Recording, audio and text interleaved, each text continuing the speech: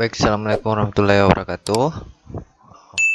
Kali ini saya akan membahas tentang kalimat ya, sentence.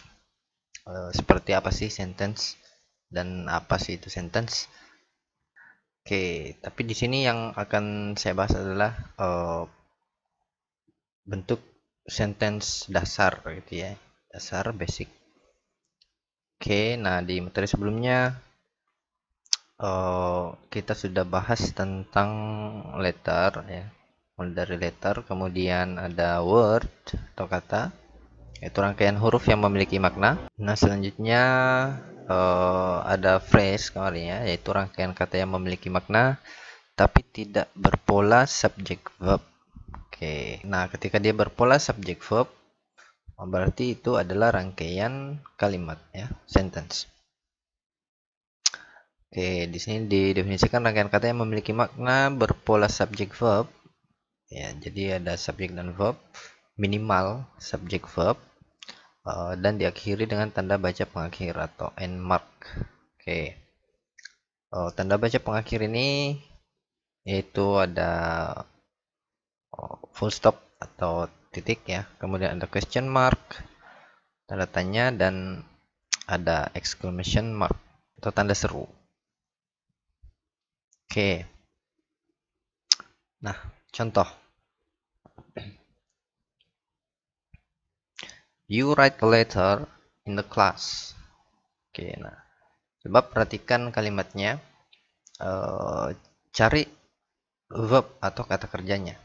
Nah, di sini sudah ada kata kerja write yang menulis.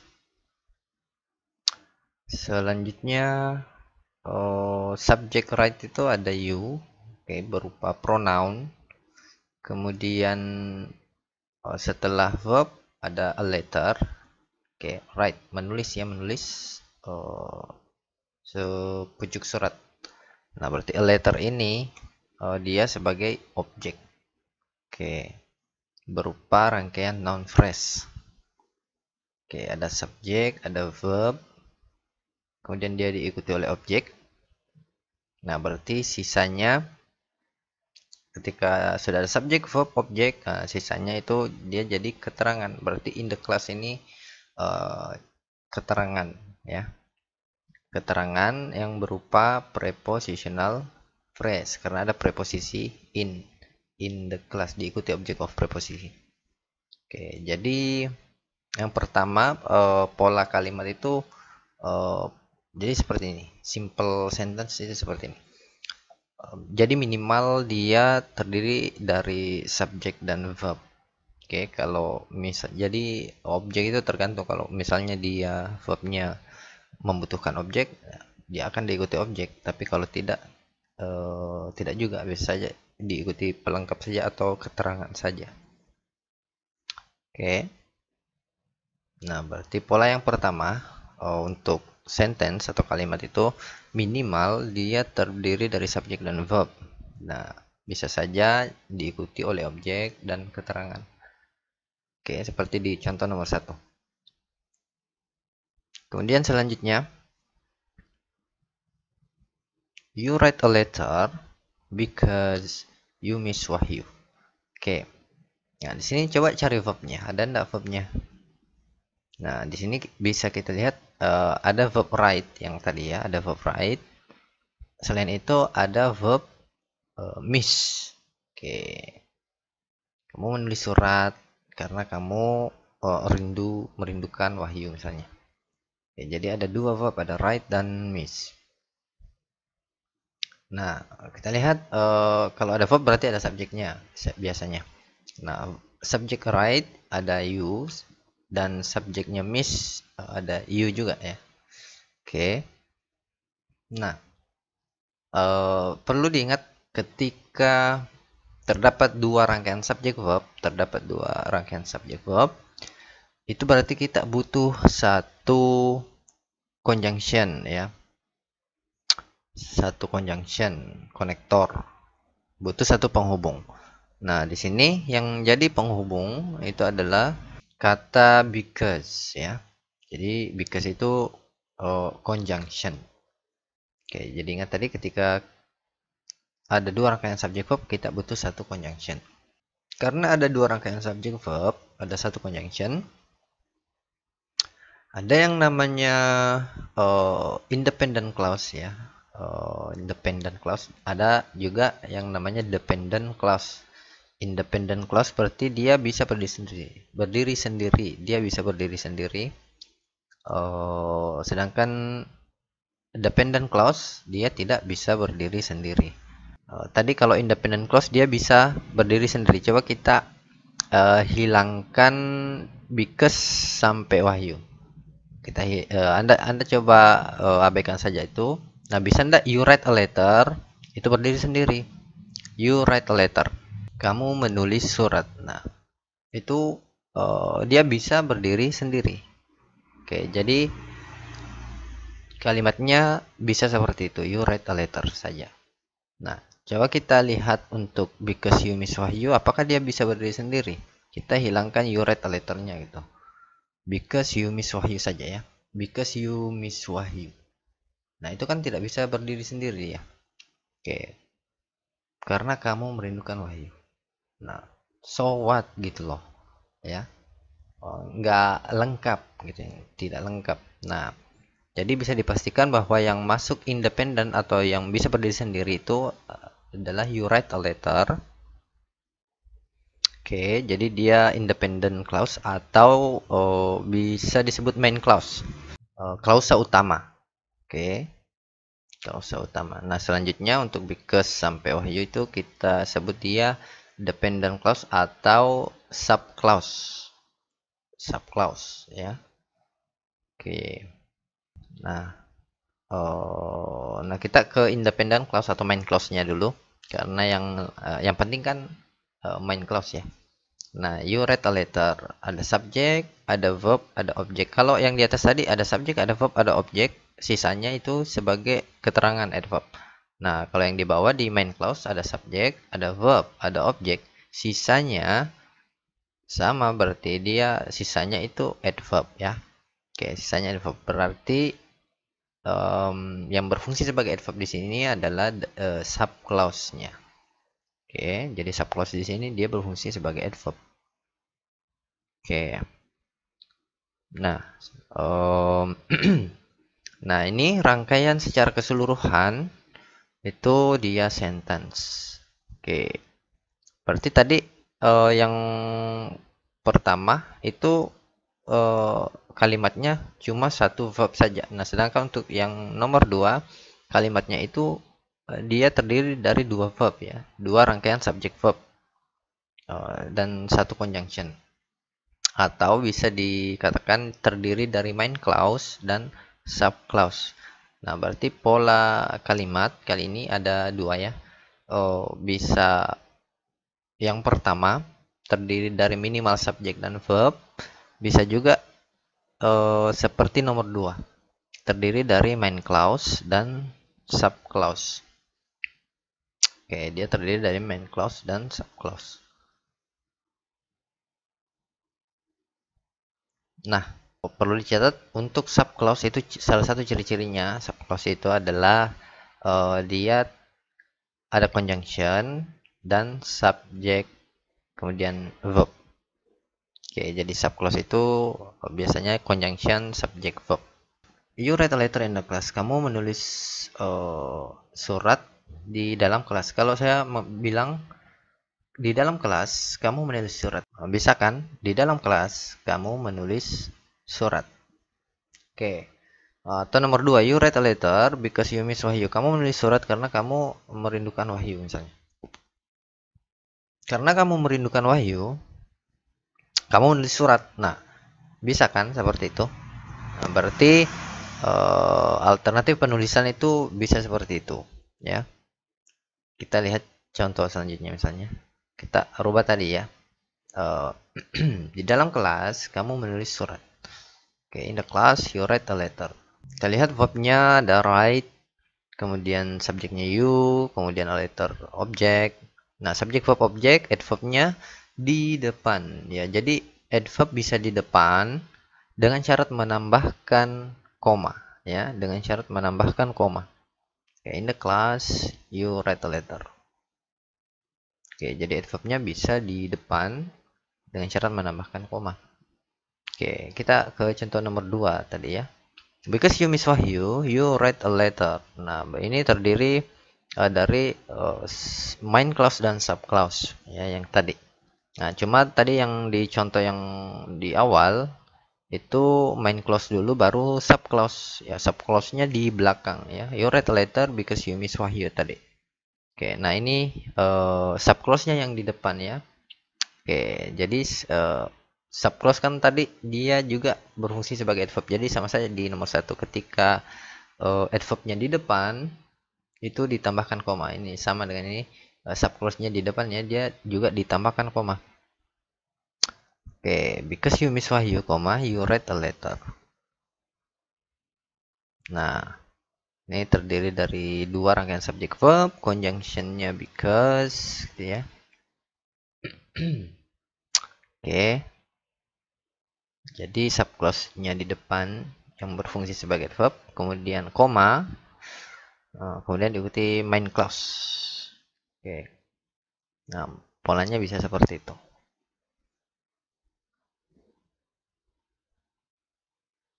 Oke. Jadi yang perlu dicatat adalah keterangan atau adverb itu boleh mengawali kalimat dengan syarat menambahkan koma ya setelahnya.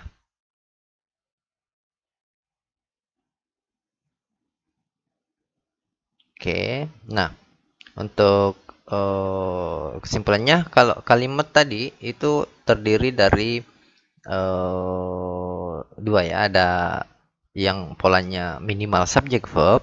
Oke, boleh diikuti objek, boleh adverb. Oke. Dan juga terdiri dari main clause dan sub clause. Oke, jadi kalimat itu bisa simple sentence itu satu verb saja. Bisa juga terdiri dari lebih dari satu rangkaian subjek verb ya. Oke. Nah, selanjutnya untuk sub clause ya. Sub clause itu ciri-cirinya dia ada conjunction subject verb tok saja. Jadi conjunction plus subject plus verb untuk sub clause. Nah, jika terdapat dua rangkaian subject verb, maka butuh satu conjunction. Nah, berarti ketika terdapat tiga rangkaian subject verb, maka butuh dua conjunction. Ya, jadi seperti itu seterusnya. Atau saya balik, ketika ada satu conjunction di dalam kalimat berarti akan ada dua rangkaian subject verb gitu ya. Oke. Nah, kemudian cara membedakan preposisi dan conjunction yang memiliki bentuk yang sama. Jadi ada beberapa kata yang memiliki bentuk yang sama ya. Ada beberapa preposisi dan conjunction itu memiliki bentuk yang sama. Kayak after itu bisa preposisi, bisa conjunction, before juga bisa, since, for, dan lain-lain ya. Nah, bagaimana cara membedakan apakah dia preposisi atau dia conjunction? Nah, jadi tergantung nanti tergantung di kalimat ya. Nah, seperti di pelajaran sebelumnya perlu diingat bahwa ketika ada preposisi dia butuh object of preposisi yang berupa noun dan kawan-kawan, noun, pronoun, noun phrase, gitu ya. Oke. Sedangkan untuk conjunction, ketika ada conjunction, tadi ciri-cirinya ketika ada conjunction itu dia diikuti subject verb ya, seperti pola sub clause. Oke, jadi ketika ada conjunction, dia ada subjek, kemudian ada verbnya. Nah, jadi ketika misalnya since dia diikuti noun ya, dia diikuti noun, tidak ada verb yang mengikutinya, berarti dia di situ nanti sebagai preposisi. Sedangkan jika since itu dia diikuti subjek dan verb, berarti dia adalah conjunction atau penghubung. Jadi preposisi itu diikuti noun saja ya, diikuti objek of preposisi. Sedangkan untuk conjunction dia ada verbnya biasanya ya, subject verb. Oke. Nah, untuk menganalisa apakah dia sentence, subclause atau phrase. Coba cari verb dalam kalimat ya. Nah, cari verbnya. Cari verb di rangkaian katanya ya. Di soalnya cari verbnya. Kemudian jika terdapat verb, kalau ada verbnya, berarti ada dua kemungkinan. Bisa saja dia sentence, ya. Bisa saja dia subclause. Nah, tinggal ingat polanya saja. Kalau kalimat itu, yang pertama dia bisa terdiri dari satu verb, satu rangkaian subjek verb saja. Oke, subjek verb minimal ya, ada bisa diikuti oleh objek, bisa diikuti oleh keterangan, atau bisa juga terdiri dari main clause dan subclause tadi. Nah, sedangkan untuk subclause itu dia tadi subclause itu kan disebut dengan dependent clause yang tidak bisa berdiri sendiri. Nah, biasanya polanya cuma conjunction subject verb to saja. Oke. Nah, jadi itu jika terdapat verb maka akan ada dua kemungkinan, bisa saja sentence, bisa saja subclause. Nah, bagaimana kalau misalnya tidak terdapat verb? Berarti ketika ada rangkaian yang tidak memiliki verb berarti dia bukan kalimat tapi phrase ya. Nah, berarti ketika tidak ada verbnya berarti dia adalah rangkaian phrase.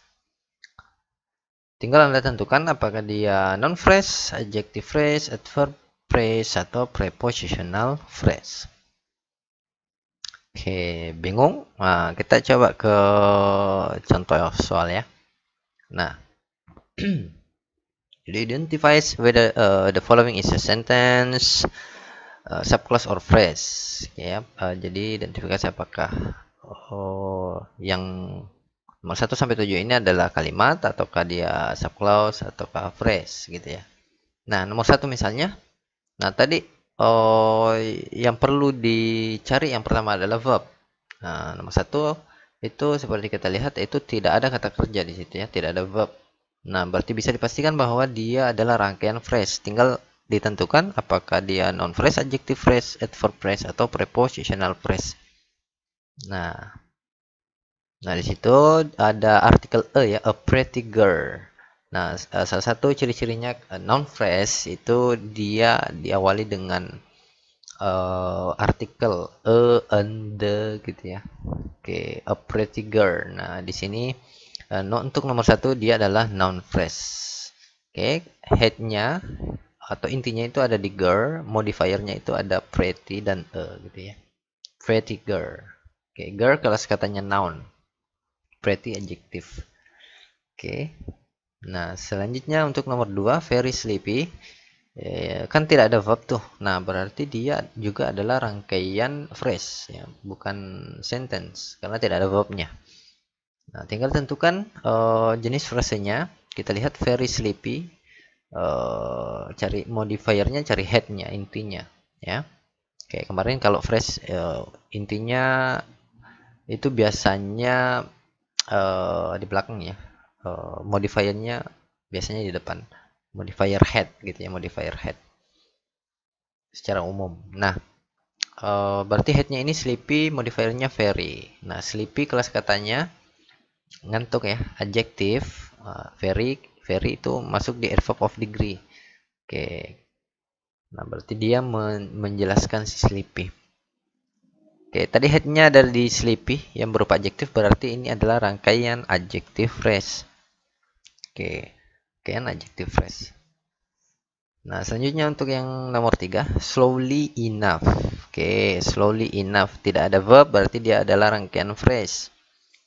Oke, tadi umumnya phrase itu polanya modifier head ya.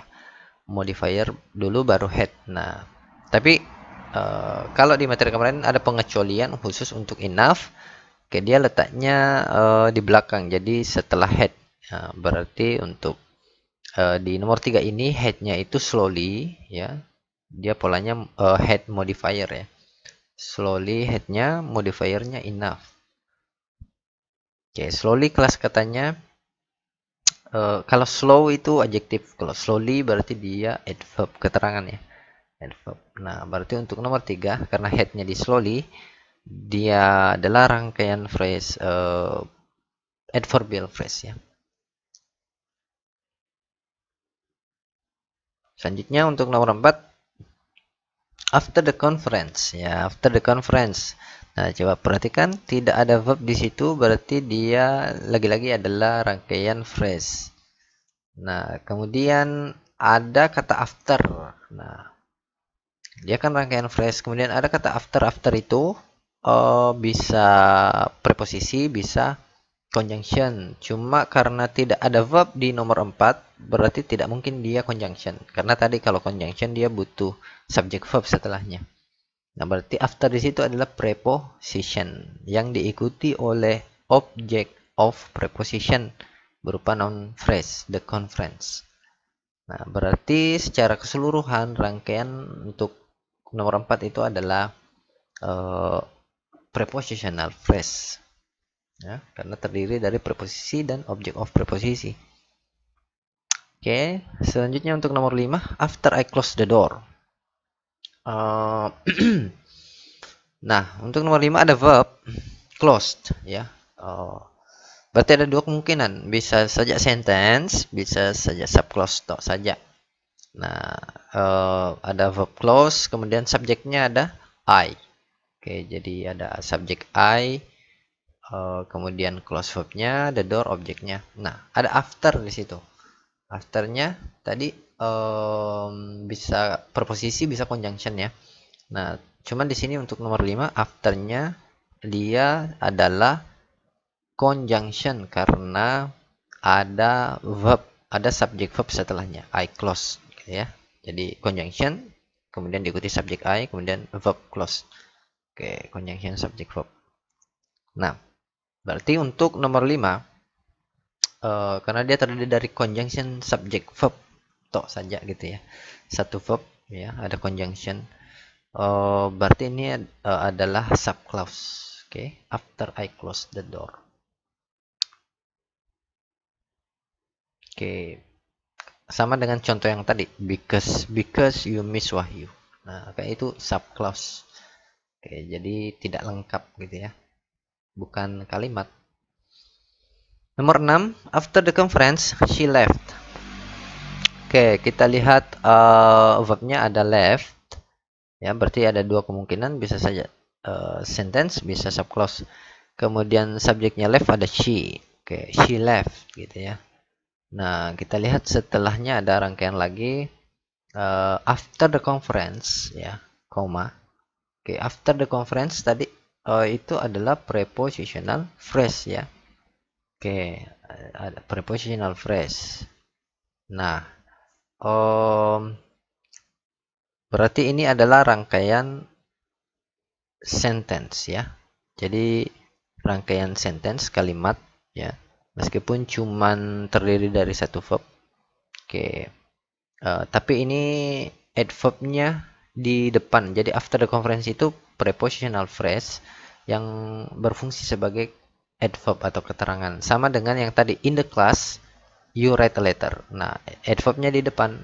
Sama dengan ini after the conference, she left ya. Jadi bisa juga seperti ini. She left after the conference. Kan bisa seperti itu ya. She left after the conference.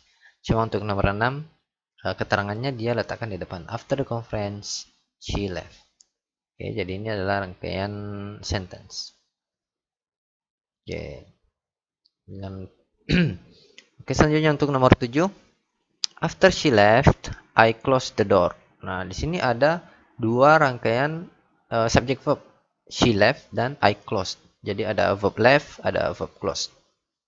Nah, tadi ketika ada dua rangkaian subject verb, berarti kita butuh satu conjunction. Berarti conjunctionnya adalah after ya. Nah, berarti ini terdiri dari subclause dan main clause. Oke, atau independent clause dan dependent clause ya. Kalau yang dependent yang tidak bisa berdiri sendiri berarti after she left ya. After she left itu adalah subclause diletakkan di depan, koma, kemudian diikuti main clause. I close the door ya.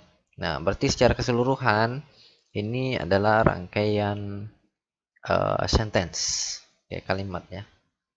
Nah, jadi seperti itu. Oke, sekian dulu. Assalamualaikum warahmatullahi wabarakatuh.